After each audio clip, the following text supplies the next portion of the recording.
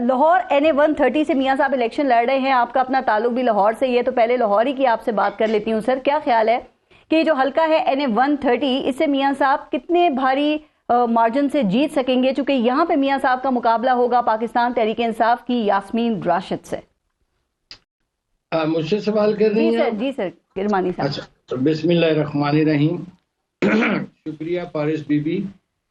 गुजारिश ये है कि मौलाना साहब की मैं गुफ्तगू सुन रहा था और मुझे बड़ा एहतराम है मौलाना हजरात का इन जनरल, लेकिन मौलाना साहब जितनी भी बातें कर रहे हैं ना, ये हवा में बातें कर रहे हैं। और मैं इनकी खिदमत में सिर्फ इतना जरूर करूंगा कि अभी इलेक्शन में मेरे ख्याल सवा महीना बाकी है, घोड़ा भी है, घोड़े का मैदान भी है।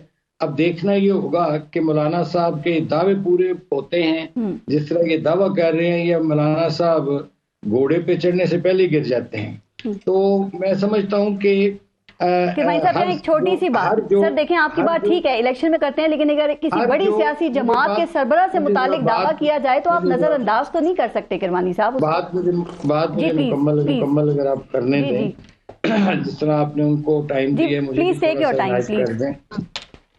गुजारिश ये है कि ये इलेक्शनों के करीब इस किस्म की गुफ्तगू करना, कोई भी कैंडिडेट ये नहीं कहता कि मैं हारने के लिए जा रहा हूँ। हर उम्मीदवार यही कहता है कि मैं जीतूंगा, मेरे साथ पूरी अक्सरियत है, मेरे साथ फलाना इनका जो दुश्मन है उसको खुशी होगी, उसको ना होगी। असल इशू ये नहीं है।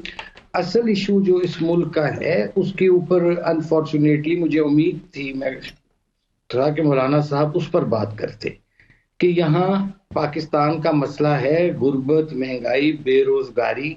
पढ़ा लिखा एजुकेटेड तबका जो है वो, उनके माँ बाप की कमर टूट गई है उनकी फीसें दे देकर कॉलेज और यूनिवर्सिटियों की, जो इस वक्त डिग्रियां लेके सड़कों पे फिर रहे हैं। महंगे बिजली के बिल हैं।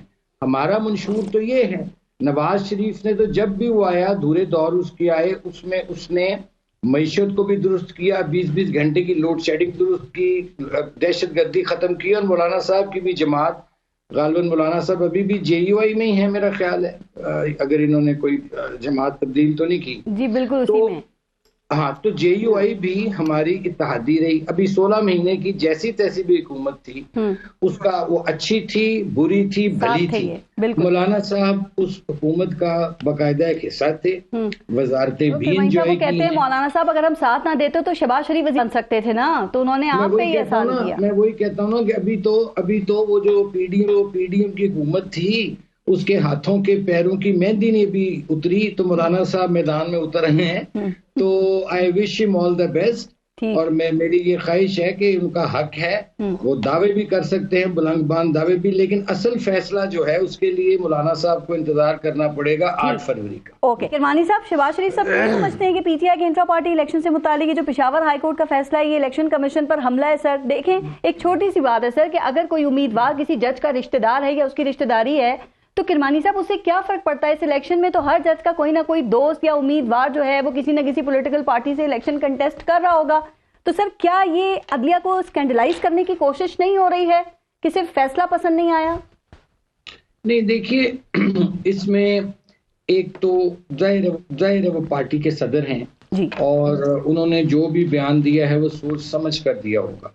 मैं इस सिलसिले में सिर्फ ये अर्ज करना चाहता हूँ, और मेरी ये जाती राय आप समझ लीजिए, लेकिन मैं अपने पार्टी के डिसिप्लिन का पाबंद हूँ। जो उनका फैसला होगा वो मेरे लिए मनवन तस्लीम करूंगा मैं।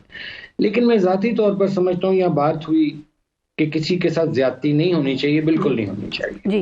बल्कि मैं तो यहाँ तक कहता हूँ और ऑन रिकॉर्ड हूँ, और मैंने कई दफा कहा है कि वो लोग जो सानेहा 9 मई में डायरेक्टली या इनडायरेक्टली मुलविस थे, जिनके खिलाफ एविडेंस है, जिनके खिलाफ मजबूत शहादतें और शवाहिद हैं, जिन्होंने पाक फौज पर हमला किया, जिन्होंने रियासत पर हमला किया, शोहदा की यादगारों पर हमला किया, जिन्ना हाउस पर हमला किया, पाकिस्तान पर हमला किया, मैं समझता हूं कि जो लोग इसमें बराह रास्त डायरेक्टली मुलविस हैं, उनको तो सियासत में हिस्सा लेने की इजाजत नहीं होनी चाहिए। ये मेरी जाती राय है, किसी को अच्छा लगे किसी को बुरा लगे।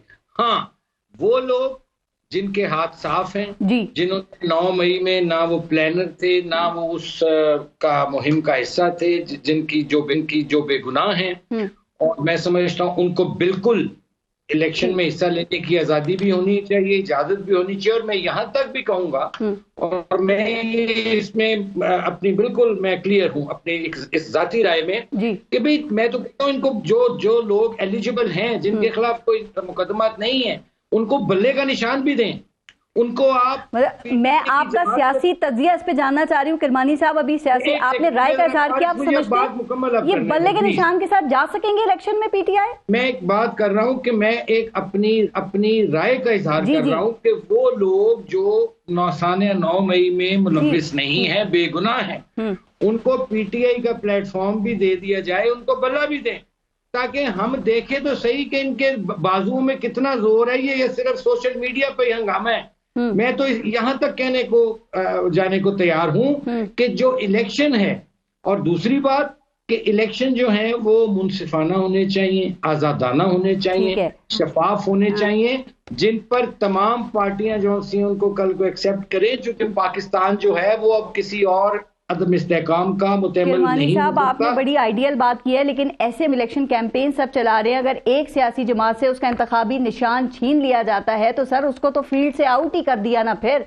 अब देखें कोर्ट में भी यही सवाल हुआ और उसके बाद सन्नाटा छा गया, पूछा गया कि इस वक्त तमाम सियासी जमातों से इंतखाबी निशान वापस ले लिए जाएं तो फिर क्या होगा? आपको लगता है ये बल्ले के साथ जा सकेंगे इलेक्शन में? देखिए, ये हमारे साथ ऑलरेडी हो चुका है सेनेट में 2018 में कि हमें शेर के निशान पर नहीं लड़ने दिया गया था। लेकिन मैं कोई 2 wrongs don't make 1 right, मैं ये नहीं कोई बात कर रहा। मैं तो अपनी एक बात मैंने की है कि मुझे नहीं मालूम अदालतें क्या फैसला करेंगी।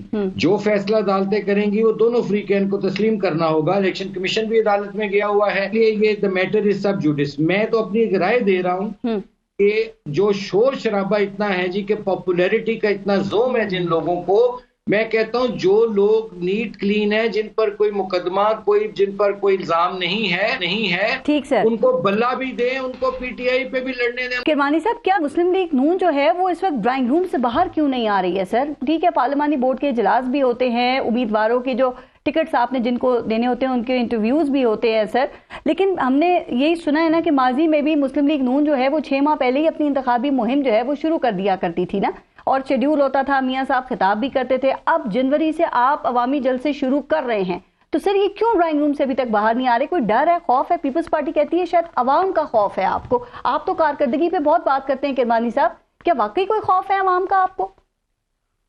बारिश बीबी, गुजारिश ये है कि मैंने मियां साहब के साथ 2008 का इलेक्शन जी, 2013 का इलेक्शन, 2018 का इलेक्शन और बाकी दीगर कई कश्मीर के गिलगित इलेक्शन मैंने असिस्ट किया उनको।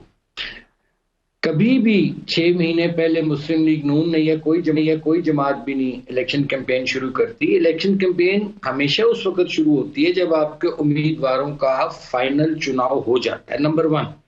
दूसरा, मैं आपकी याद दहानी के लिए यहाँ याद कराता चलूं कि 2013 के जो इलेक्शन हुए थे, जो 11 मई को हुए थे, उसमें भी जो इलेक्शन कैंपेन थी वो अप्रैल के कोई फर्स्ट वीक या 10th of अप्रैल के बाद शुरू हुई थी। तो जो ये इलेक्शन कैंपेन होती है ये महीना, 1.5-1.25 महीने से ज्यादा नहीं होती, और ये उस वक्त शुरू की जाती है जब आपके अपने उम्मीदवारों का फैसला हो जाए।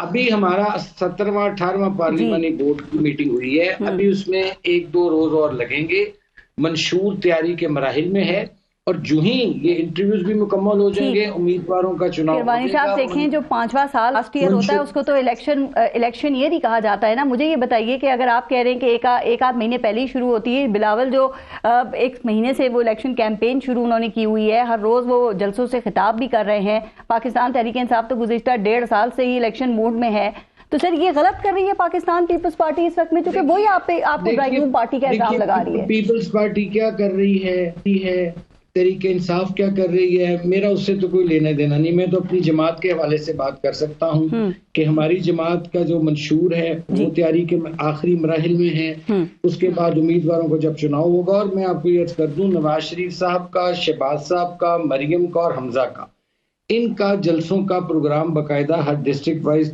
तरतीब दिया जा रहा है। जो भी ये एक्सरसाइज खत्म होगी उम्मीदवारों की, आप देखेंगे कि मुस्लिम लीग नून भरपूर जलसों का और कैंपेन का नवाज शरीफ की क़यादत में। ठीक सर, आपने कहा कि हमारा सामने आने वाला है या तैयारी हो रही है, तो आप लोगों ने यानी नून लीग ने अवामी तजावीज़ भी तलब की है ना, तो इसकी क्यों जरूरत पेश आई है? क्या आपकी पार्टी की तरफ से कोई तैयारी नहीं की गई थी इसकी? सर ये बड़ा अच्छा सवाल आपने किया।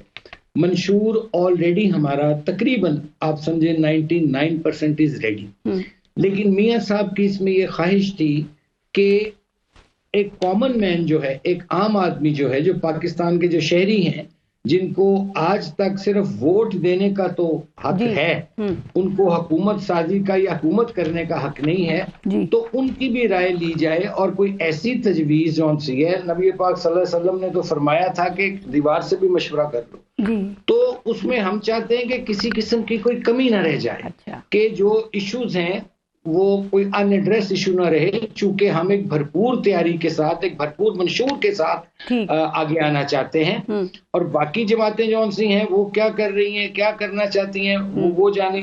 सर राब्ता बहाल करने का एक अच्छा तरीका है। Last comment. वो कहते हैं ना, हजारों ख्वाहिश ऐसी कि हर ख्वाहिश पे दम निकले।